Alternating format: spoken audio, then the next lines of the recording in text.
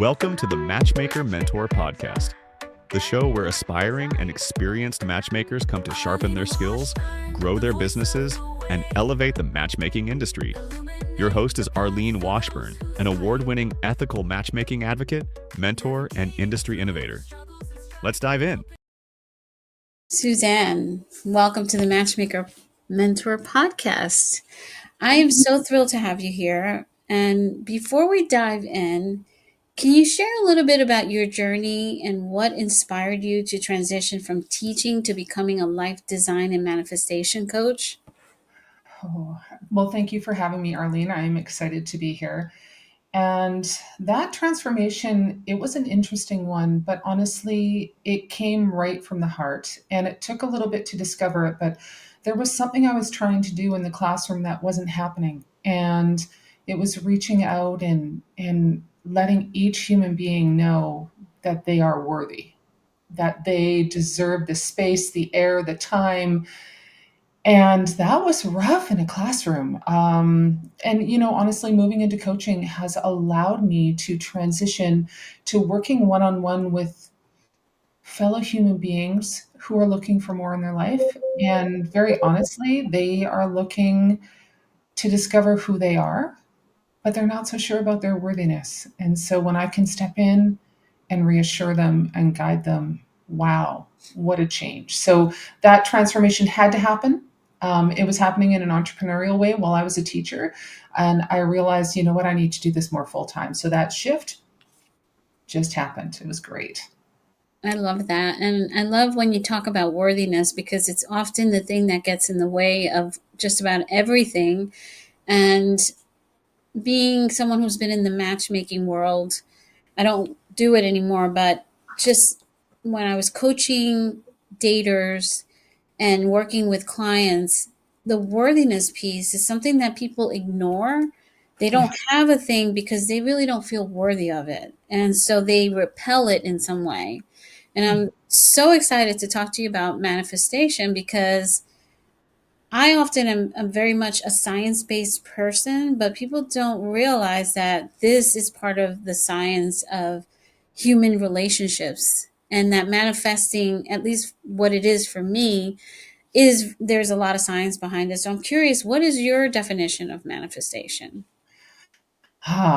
Manifestation for me is bringing what you would love closer to you at a rate that you're happy with. A lot of us can think about something that we would love and it's so far away we can't imagine it. We don't even feel ourselves worthy of deserving it. And we might even put that thought away.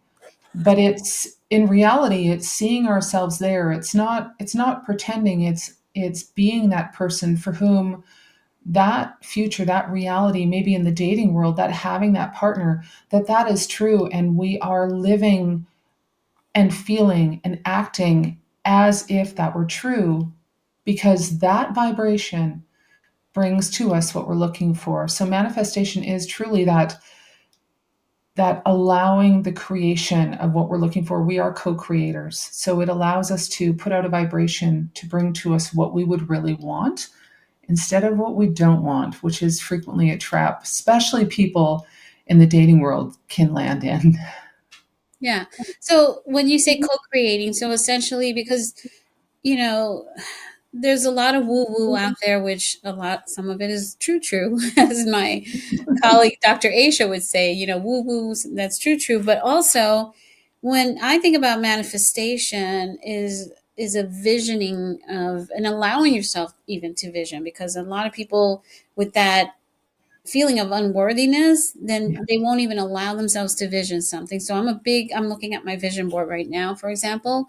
I'm a big believer of looking at your vision and putting it in a place where you actually can view it as often as possible to create a path in your brain scientifically that, where you know what you want. And when the opportunities arise, you can actually seize those opportunities because you've primed yourself to get there. And to me, that's what manifestation is all about, is actually spending that time and figuring out what you want and creating a vision for it, and then talking about the vibrational space as well, is maintaining an energy of gratitude and acceptance and worthiness to allow it in, because otherwise we tend to repel it. It's like, oh, I don't know if I'm capable, and that doubt that we often have, right? Especially when we have these audacious desires and things like that. I love that you're talking about a vision board, and that is such, everyone gets what a vision board is. I don't ever have to explain that. But I have worked with people who don't feel brave enough to put anything on a vision board, whether based on past failures or that lack of worthiness. And so, starting with recognizing that we are all one, whether you believe in God, source, universe, it's irrelevant. We are all one. And much like, I always think of a starfish, and I know that's crazy, but a starfish, if the planet, if Earth, if the universe were a starfish, and the starfish lost one of its rays, they're called, I used to call them arms, but I've learned it's a ray, that it wouldn't think, well, I guess we're good with four. I'm not going to grow it back. I mean, it grows it back. It would never say, well, ray number two, you're not good enough. I'm not going to give you as much of this or as much of that. Our universe is plentiful. It is abundant. There is enough of everything for everyone within it, despite what movies and reality may be teaching us. And so for us to recognize who we are, that we are one, that we are as deserving as the people next to us, that person who has it all, as well as that person who has very little, we all have that same level of worthiness. That is a first step. And so once we can get there, that's when we can truly start to build that vision and shift some of those feelings and bring what we're looking for. But that step of worthiness, that can be an interesting one to take clients through.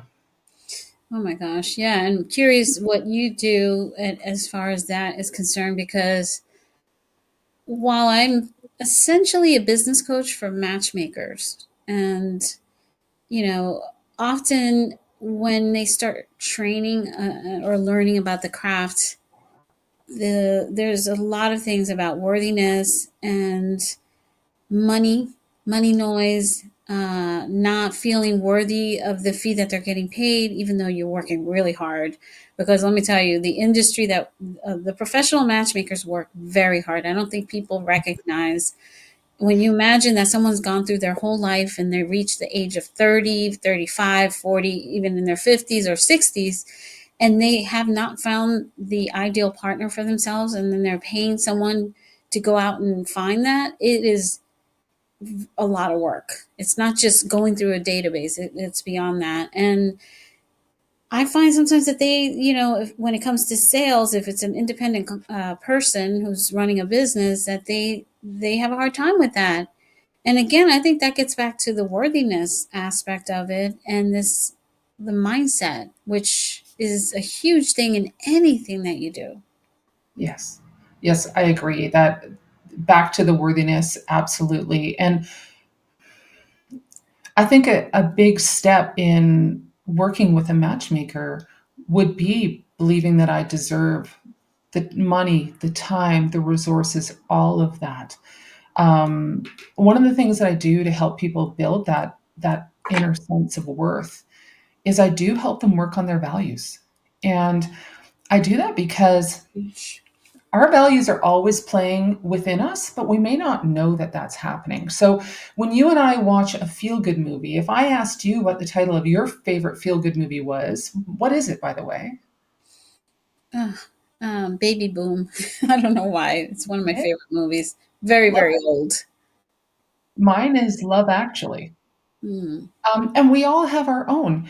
And there's a different scene within each one. So you and I may even have the same movie, but we would have a different scene. And I ask you that because somewhere within me, within my value system, within who I am, I know, maybe if it's subconsciously, what is important to me. And when I am experiencing life, listening to a book, watching a movie, like I just said, I will come across scenes that feel very good to me. And when that's happening, one of my values has been touched on and respected, highlighted, or lifted up. in that scene or that experience.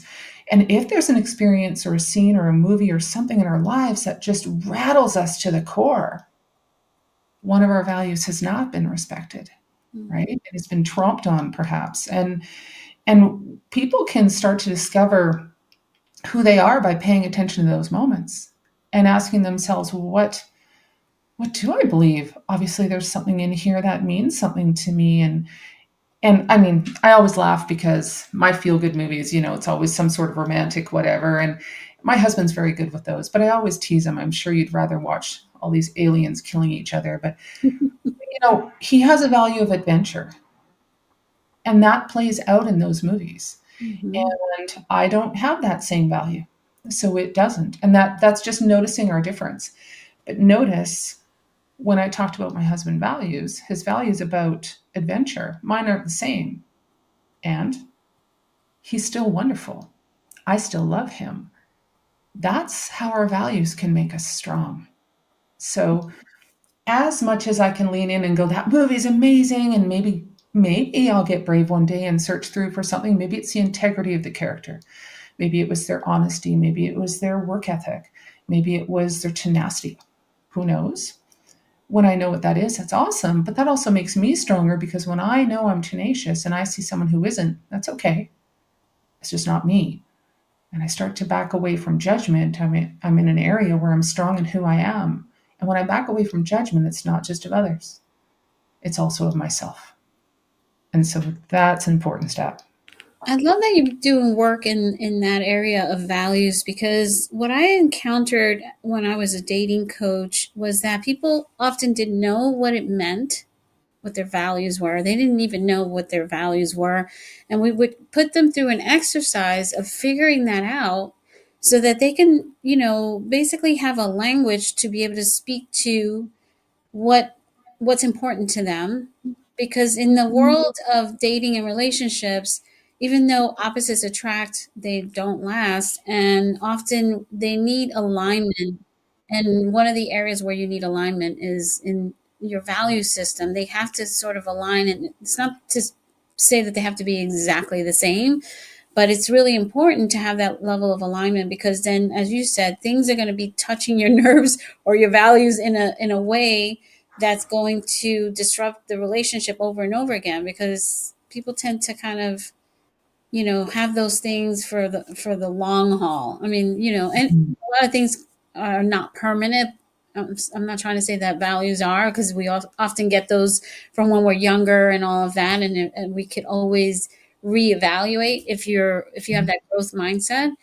But it's really, really interesting that you're doing work with values, because I think that's such an important thing. And even in the business world, we talk about your vision and your mission. It usually has to do with your values.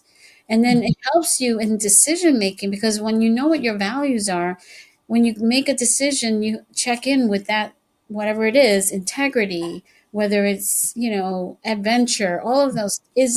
Does it connect with this? Okay, then yes, it's a yes for me. It doesn't connect with it, it's a no. And I think if people only understood the value of values, if you will, right? It's a real blueprint that can help you navigate life so much easier when you are attuned to what that is. So true. Yes, values. I call it the trifecta. When it comes to living that life that's energizing and that we really want to live it, we need our passion, because our passion ignites our fire. It gives us motivation. We need our purpose. That gives us direction, right? Gives direction to our passion. So we're not just like excited all over the place. We know what we're doing, but our values act as the guidepost for the actions in our life. And you're right. Knowing our values makes decisions really simple. If I value family, if I value maybe nature and spending time there, and someone asks me if I want to go hang out at the club with a bunch of work friends, my decision's really simple. But if I don't know my values, I could be called by well, I should be nice. I should say yes, and I could wiggle waggle. But when I do know, I can say, hey, that sounds like so much fun. I would love to hang out with you guys, but my thing's to do this. If you want to join me, absolutely. And it allows me to remain who I am, to still engage with people, to still respect them for who they are, but to stand strong. And that, if I can backtrack to what you said about opposites attract for a second, people do talk about opposites attracting, and they're right. But we're not looking for that at the values-based level. In other words, if I'm a seller, I'm looking for a buyer. I'm not looking to attract another seller, right? So we do need opposites to become attracted to each other, to serve each other. But deep down, if I value adventure and travel and being out in nature, then I am going to need to be with someone who has similar values, not necessarily in the same order, but that they're there so that my needs are met. So I could be quiet and they could be outgoing, but that relationship really goes on fire when many of our values are similar. Yeah. So true.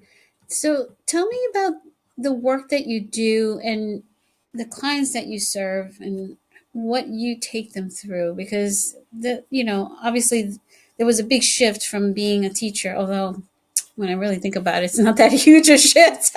Because I've been a coach and now I teach, and I mean, very similar. It's all about motivating, helping to, help people navigate their own truths and whatnot. But I'm really curious about the work that you're doing on a regular basis. I think back to the teaching and coaching, yeah, super similar. And honestly, some of my clients are as unwilling as my teenage clients were. And I say that because they know that this is good for them, and they're there because they know it's good for them. But that doesn't mean that they would love to do the work.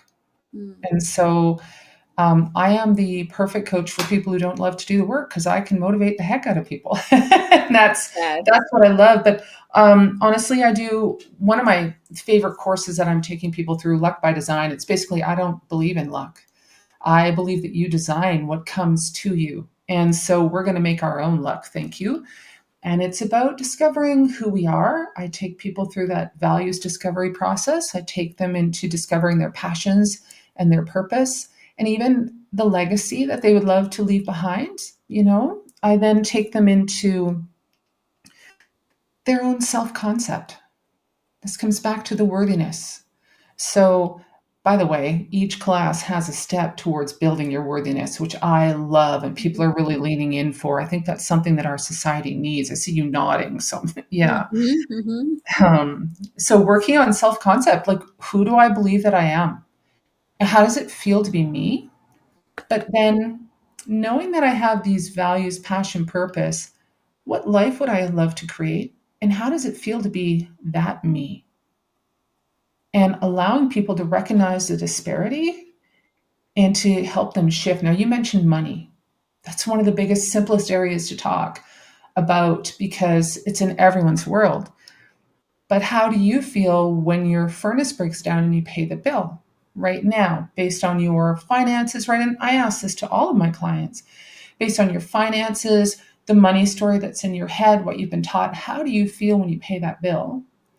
And then, hey, 3 years from now, when your vision is carried out and you have the money, the time, the health, and the relationships you would love to have in your life, how does it feel now? And why don't we take that feeling and feel it now? That doesn't mean spend as if we have it all. It means feel as if we have it all. So when I pay that bill now, I say things like, am I ever grateful I have enough credit for this, or I have enough savings for this, or I have a friend to help me install this furnace? I take my clients through that feeling positive now, because that's my frequency for attraction. And if I would love this life, acting from that end will attract it to me. So we go through that, our self-concept and how that feels. And then honestly, we work for several weeks on awareness, because if we don't understand and recognize the beliefs within us that are holding us back, even a value that we hold that we didn't know, maybe we believe we're not good enough, smart enough, fast enough, skinny enough, tall enough, pretty enough, you name it. I do work with men as well, so insert all the male sides of that. Mm-hmm. Then we can't change where we're going to end up. And so we deal in the last few weeks that I work with people, we deal with identifying those limiting beliefs, being aware of them, and reprogramming our self-concept. So that instead of hearing the story we've heard in our minds since we were children, and that's been built up over time, we're inserting a new story, thank you very much. And that story is coming from the feelings, the actions of that person for whom it's all worked out already. It's kind of a cool concept. I love the process. First of all, we are so aligned and very, very similar. It's amazing how this translates into anything, not just, whether it's a career or a business or love or any of it. This concept is amazing because the not enoughness is something that a lot of people have to work through in order to accept the opportunities that come our way. But I love what you said about luck, and we started there because I've always said for years, I'm like, I don't believe in luck. I believe there's a saying, I think it was Seneca who said, luck is when preparation meets opportunity. Mm-hmm. And that's why it's more important to focus on the preparation. So when the opportunity comes, you can take advantage of it. And the money situation is funny because I grew up, I wouldn't say like dirt poor or anything, but I had a single mom and we had a modest income and all that. But in my mind, I was never poor. And I always looked at money as an energy exchange. Nice. So it's like if I pay for something, I feel that there's an energy exchange. I'm getting something for the payment that I'm making. It makes the world go round. It helps people be employed. It helps me be employed, whether it's my own business, getting paid from clients. Like I just look at it as just it's like an energy exchange, and we put a different kind of value on money, which is weird, is what we do, when it comes to it. And if only we could just recognize that that's all it is. It's just an energy exchange. Absolutely. You're something, or you're getting paid for your time, and then now you can use that to buy your time back somewhere else, which is the one thing, right? That is so, like once you use up your time, you've used it up. You can't get it back, right? So wherever you can pay to get it back, go for it. I love it. I love everything that you shared. And I think it's a wonderful process to take people through, especially the part about awareness, because it is amazing how much people are on autopilot. Mm-hmm. They don't even recognize what they're doing, what they're saying, what they're thinking. They don't stop. And this is very common, I have to say, as a woman, because we're so busy and we're taking care of everyone and we're doing everything, and if you're a people pleaser and then you have all these responsibilities, you might lose your awareness of what how you're showing up, what you're like, who you really are in the public eye. And I love that. How do you get people to become aware? I'm curious about that. Self-aware, I should say. Self-awareness is huge. Honestly, one of the first questions I ask is, how does it feel to be you? Which, if we're really honest, we could almost write a book about. When we look at all the situations that we see ourselves in on a daily basis, how does it truly feel to be us and to be aware of that? But our number one signal for whether we're manifesting what we would love or manifesting something we wouldn't love is our emotions. So we have that emotional scale where we have joy and empowerment sort of at the top, and down at the very bottom we have like despair, disempowerment, and all of the shades in between. And if we're in a situation, if we're experiencing something where maybe we're feeling constricted, we start to feel a little bit hopeless, we start feeling angry, those are awareness signals. That is our true indicator of whether we are in alignment for what we would love. And you know exactly what that's like. I'm sure you've experienced this as much as I have. We can spend times laying in bed at night thinking, oh gosh, I hope this doesn't happen. Oh gosh, I think that doesn't hope that doesn't happen. And we can get all tight. We can get all worried. And that's our signal. Ooh, hang on. we're about to spend too much time and frequency on an area that we wouldn't like to have happen in our lives. So we're going to shut that. We're going to be done with that. And we're going to look forward. That awareness, though, really paying attention to that emotional scale and knowing where you are on it. A lot of people talk about gratitude. Oh, just be grateful. Sure, if you're really grateful. Faking it to make it isn't gratitude. But our gratitude also builds our worthiness. So those are kind of connected. And if we're faking our gratitude, we're still going to feel fake inside. Whereas if I ask people to be aware of what they truly are grateful for. And if they're grateful for those relationships, they're grateful for the opportunities, they're grateful for the new clothes they bought last week. When they're feeling that, they are starting to set a program in their mind to see things to be grateful for. And when we see things on the outside we're grateful for, guess what happens when we start to look inside? Now we see things to be grateful for. And guess what happens to our worthiness?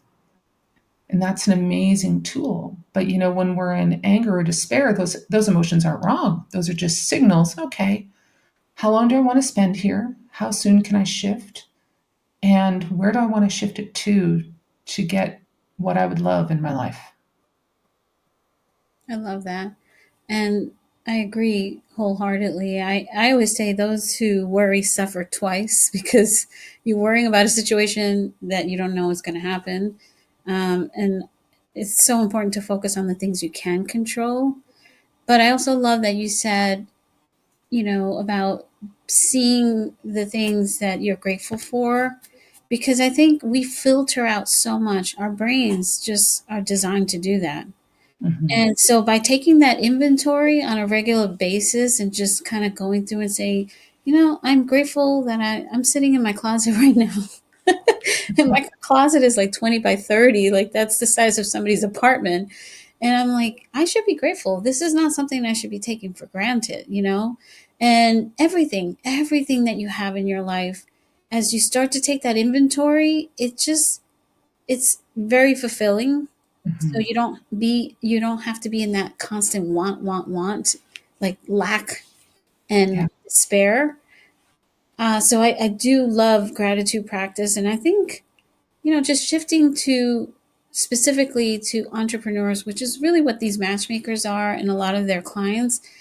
That's so important because when you have, and this as a business owner, you need to be self-propelled. You don't have a boss telling you what to do. You have to get up every morning, have a routine, and be able to stay at a high vibration to attract the right clients, people who are, ready and willing to invest, and that you feel good about working with them. So you're not taking what I call blood money. When you take on a client, then you're like, oh my God, I'm like, don't even do it. Just try to attract the right clients because you'll be up at night worrying about this client. Yeah.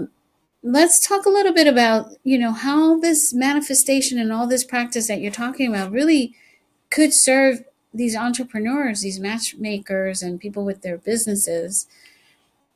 So important. Absolutely. We are manifesting all the time, whether we acknowledge it or not. And as entrepreneurs, when we look around us, the business we got last month or didn't get is a direct result of our creation, our co-creation. A lot of people don't love to hear that. But when I'm saying you may have manifested something that you didn't want, I'm not saying that people did that on purpose. But out of worry, out of habit about looking at their account and feeling a certain way when it's not full enough, by looking at the waiting room in their office and there's no one in it, they can be creating an energy that just attracts more no one in their office, more low balance, more. And so that's that shift that is so important, especially as an entrepreneur. And for me, I think my favorite tool there is to ask people to notice what they're noticing. And when it is something negative that they're noticing, that is what they're dwelling on, then that's what they're going to attract. By the way, if I have a thought for a few moments, go, actually, I don't want to think about that. That's fine. We have to hold that thought. It has to be our general frequency to be manifesting from there. We also don't manifest from our dreams. People ask me that as well. Mm. But notice what you're noticing is important. And if you're not loving what you notice, number one tool, especially for entrepreneurs, is to lean back and go to your successes. Name a time, think of a time, picture the last time the waiting room had people in it, enough so that it made you feel good inside. The last time you landed that client, that was amazing. That person you worked with who was fantastic. We want to be not necessarily imaging specific people, but the emotion from that time, because that frequency is the one we want to vibrate in. That is similar to, I think all of us have experienced this. If you've ever gotten in the car and you've driven to work, but when you get to work, you don't remember driving there. Mhm. Okay. So that's what we want to have. We want to have that feeling of those clients that we love working with, the income in our bank account just filling, all of that. We want that here, like the image of our workplace. And although we're maneuvering our day to day, we're still here. That vision is here. And once we can plaster that in there, remembering these techniques, looking back to past successes, building, there's several tools that I teach, but that's one of the simplest. Once we do that, we can truly continue on our journey. Yes, acknowledge what's happening in front of us, but keep our frequency, our eyes on the prize, so that that's more ours quicker, if that makes any sense. Almost like quantum leaping. 100%. Totally makes sense. And I think that if you said this before, but just to give a concrete example, if I'm an employee, for example, and I'm working on a supervisor level, want to get to a manager level, I need to start acting like a manager in order to show my supervisor, whoever my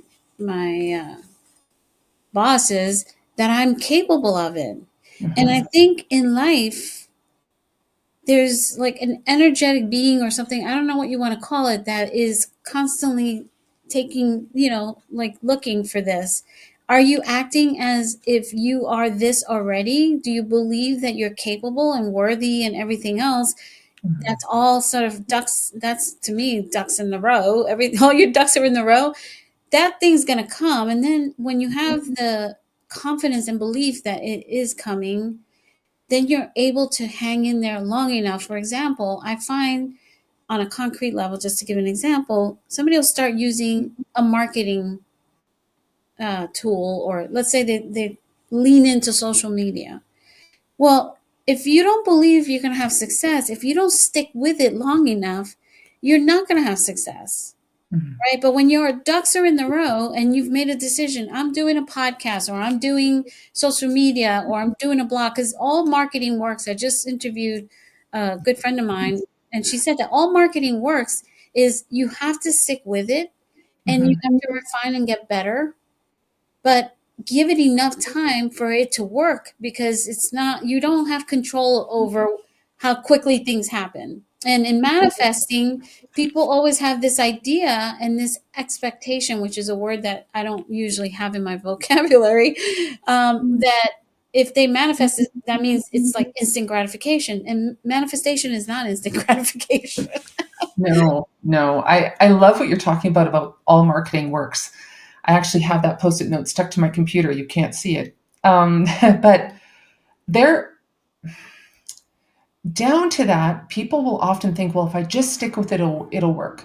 I agree, as long as you're vibrating at a frequency of belief that it's working for you. And I recently was reading Jerry and Esther Hicks in one of their books. They talk about there's two sides to everything. And if I asked you to pick up, say, the marketing stick, there's actually two sides to the marketing stick. This represents marketing. This could represent health. It could represent a great relationship. It could represent money. On this stick, there's a good end, a positive end, and a negative end. And it doesn't matter which end it is. Okay, this could be the good end and this could be the negative. When I pick up the marketing stick and I'm thinking, this is going to work, I love this. When I use that word going to, it could be a little far from me. I could be distancing myself from it, but I'm going to try to stay positive. What I need to do is notice the positive. decide that I'm going to notice the things that are working. I've got 2 more likes today than I did yesterday. That video got way more hits. We're going to start noticing what we want to notice, and we're going to decide not to notice the other end. It doesn't mean the negative isn't there. People very often say, well, when I change my marketing, when I change my thoughts around money, when I change, well, sure, I feel great inside, but then the crap hits. Well, because you've picked up the whole stick. You don't just get to pick up the positive end, the negative comes as well. That's the law of contrast. You can't avoid that. But are you going to continue to look at that negative end? Or are you deciding, you know what, I realize that that's there, but what I really want is this. And I'm going to start focusing, because where we spend our time, our money, and our energy energetically is what we attract. So, I don't know. Make sense? I love that. And I'm a big fan of the Esther Hicks. So I'm right here with you. There's this thing I used to do back in the day, and I really should start doing it again. In fact, zip, I don't like the word should either. Take that out of the that I will start doing it again. And I'm trying to remember what it's called, but essentially I would record myself. So I would spend some time either writing or typing up a scenario of where I want my year to be this year. And it might come to me what it's called. And it's kind of a form of manifesting, and it included, dollar amounts, just a whole scenario of the year. And this is a great time. And as we record this is early on in January 2025. And what happens is you create this whole scenario and you record it in your voice, and then you listen to it on a regular basis. It's almost like an audio vision board. But what you're doing from a scientific standpoint is you're creating those neural pathways to be able to recognize, first of all, accept that this is a potential reality, because your mind doesn't know. That's why you get scared when you're watching TV and something scary happens. It's not happening, but your mind doesn't know that. So you have the reaction of it. But also because it's such a great way to really prepare yourself for actually, again, manifesting these things.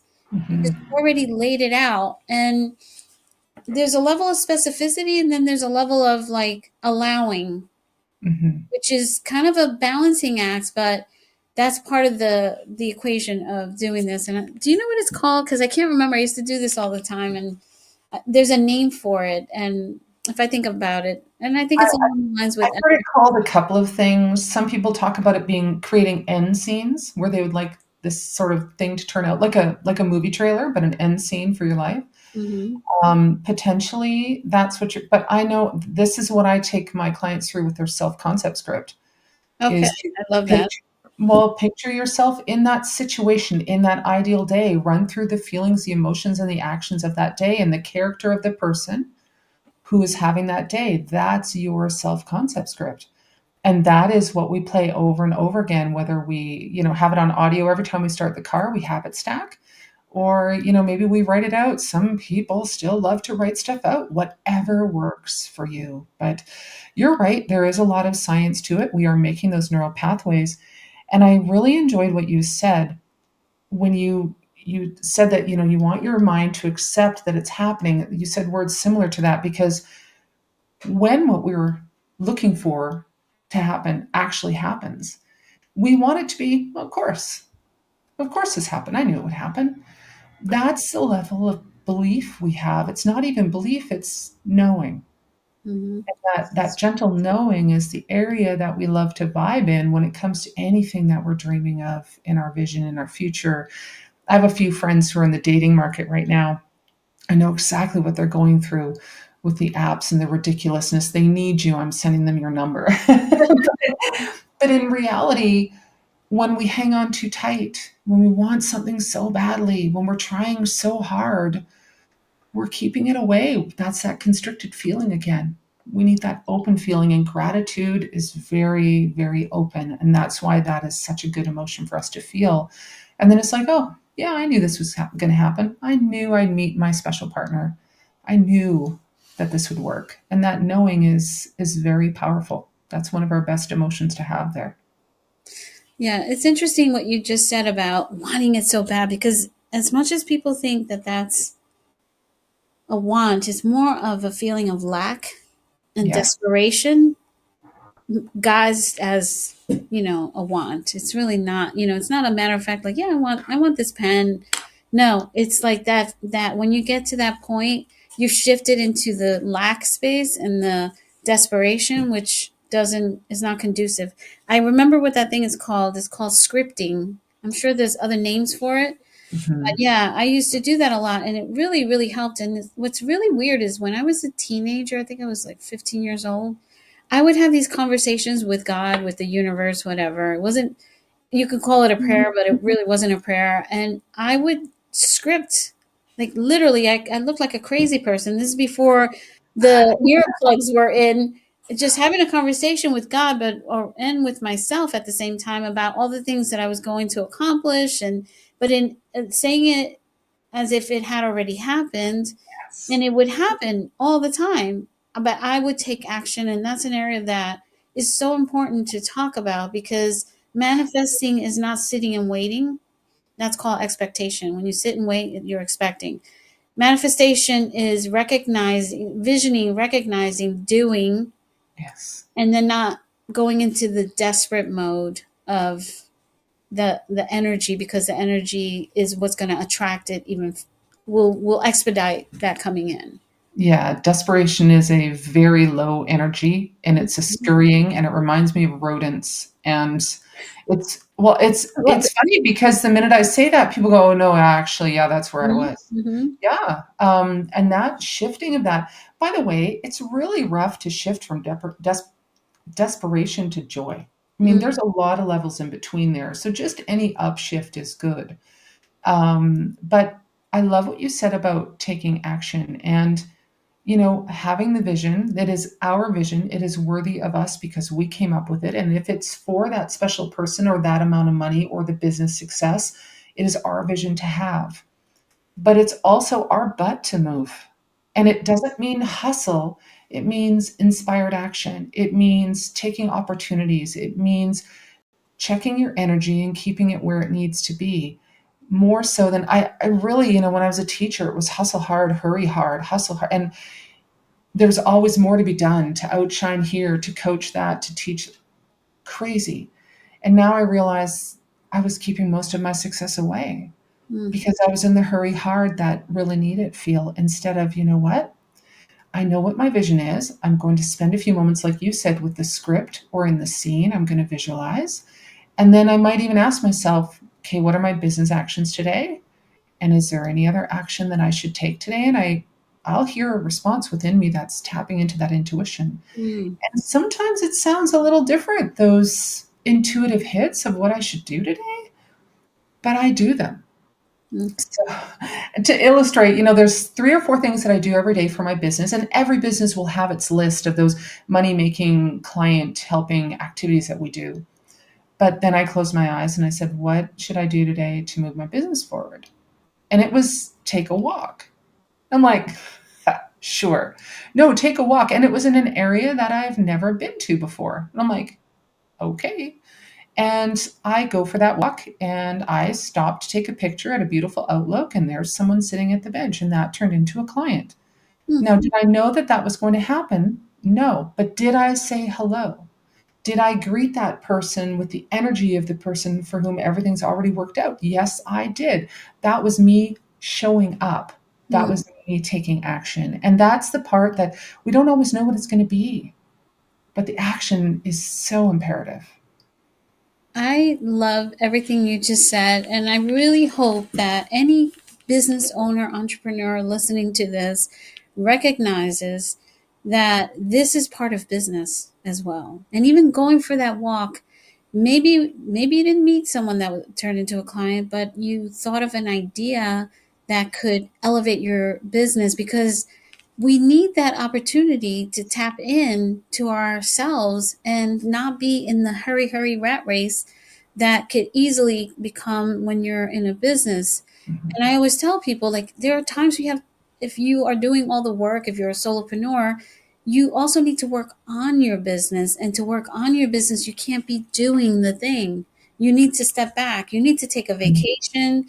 You need to go read a book and get inspiration to really get to, oh, wow, that's a great idea. This is something I want to add to my offering, or this could supplement my course right now. Like but you need that pause. And I love that you said tap in, because we were talking about it before, but the brain filters so much information on a regular basis, and it has a lot of repetitive thoughts, and a good percentage of, not 90%, is negative, because it's always trying to protect us. So when you do some breath work and you pause and you meditate, first of all, there's a lot of science that shows that this is really good for you, on many levels, right? Because there could be some stress that comes with owning a business, but you tap in. I know, a little bit. You tap in to what's happening inside. You're pausing and you're saying, "Wait, there's so much that I know. There's so much that's been filtered, but I'm going to tap into it, and this is going to come up, and those answers are going to come." And you're going to be like, either it's coming from the inside or it's being downloaded. I don't know. Sometimes I feel like I get downloads, especially when I was coaching, but because somehow I would get the right words that I had to say. But you need those pauses. And I'm so glad that you talked about that. Take those pauses. It is super important. And remember, the pauses are different for everyone. I've got a friend who goes for a massage, and that's when her downloads come, and she knows. And I honestly use walking a lot. You're so right. Just the other day, I took a walk, and before I left, I thought, I need a name for my new offer. I don't know what it is. 3 blocks later, I had the name, and I didn't do anything in my mind but enjoy my walk. And the name came. And I think that as long as we're willing to listen, the answer is there. And that answer is sometimes self-care, but that answer is also sometimes get up and do this, X, Y, Z. And I wish that the answer was always something beautiful, self-care-ish, but that, the action is necessary. And that's those two things put together. If it's inspired action, you feel enough. It's one of the best things about becoming a coach is I have decided, once my list of things that I do in a day is done, enough. I am enough. It is enough. My marketing is working. My business is growing, and I'm out. I go relax. And that's a really nice place to be. That's so wonderful. And, this, of course, has been such an enlightening conversation. I love this stuff, Susanne. And before we go, what's one piece of advice you'd like to share with matchmakers and possibly their clients about staying aligned with their goals and manifesting their dreams, especially now that people probably have already given up on their New Year's resolution? So what would you say, could keep them focused and staying aligned with their goals? I think, honestly, if you're a visual person, it's going to be a vision board. It could be putting the visual on the back of on the screen of your phone. But those things are really secondary. The primary function of them is what you feel. And you need to feel into those visions. You need to feel into maybe the new self-script that you're telling yourself, because those feelings, if this vision truly revs you up, those feelings will renew your motivation daily. And when let's say I do want to go to the gym and lose a certain amount of weight, the vision of maybe I've got some health goals or something put on my vision board, that vision, looking at it might make me grumpy. But if I feel into how would it feel to be the person for whom that waistline is real, or that marathon time is real, when I feel into that, that's what fires my passion and my purpose and gets me going again all the time. So that's that motivation that really pulls. It's the frequency. Yeah. Frequency seems to be the answer to almost everything. Yeah, it's the frequency, it's the feeling, it's the why. Where can our audience learn more about your work and the tools you offer for life design and manifestation? I'm on Instagram at Susanne M. Blohm. And honestly, I'm on Facebook at the same account. And bbcoachingacademy.com is where people can find me and our courses and what we do. And it's honestly just such a privilege to talk with you, Arlene. I love your questions. I love how tuned and tapped in you are. The fact that we both love Esther Hicks. This is awesome. We should have been talking a long time ago. Yes, and I'm sure we will stay in touch. And of course, we'll share all of your contact information in the show notes. And thank you so much for being here and the work that you do and helping so many people to stay focused and really manifesting their dreams, because there's enough to go around. And, most of it is helping others, right? Most of these businesses that people have. So we want to encourage that and support them and get them out there and staying focused. Thank you. Absolutely. Thank you. Have you ever felt called to help others find love? You might have the heart for matchmaking, but without the right training, turning that passion into a thriving business can feel impossible. Most matchmaking courses give you outdated theories and a certificate, but no real-world strategy to build a successful business. That's where Love Pro Mastermind Academy is different. Our live Done With You training goes beyond theory, helping you develop matchmaking expertise, implement sales and marketing strategies, and master the art of client success. With expert-led instruction, accountability, and a community of like-minded professionals, you'll learn how to identify your niche, attract high-quality clients, create a seamless matchmaking process, grow a sustainable, profitable business. With over a decade of experience, we don't just train matchmakers, we create leaders in the industry. Are you ready to become an LPMA certified matchmaker and build a business that changes lives? Apply today at lovepromastermind.com. Thank you for tuning in to the Matchmaker Mentor Podcast. If you enjoyed this episode, don't forget to subscribe, leave a review, and share it with fellow matchmakers and friends. For more resources, training, and inspiration, visit lovepromastermind.com and follow us on social media. Remember, matchmaking isn't just a career, it's a calling. Let's keep building connections, changing lives, and growing together. Until next time, stay inspired and keep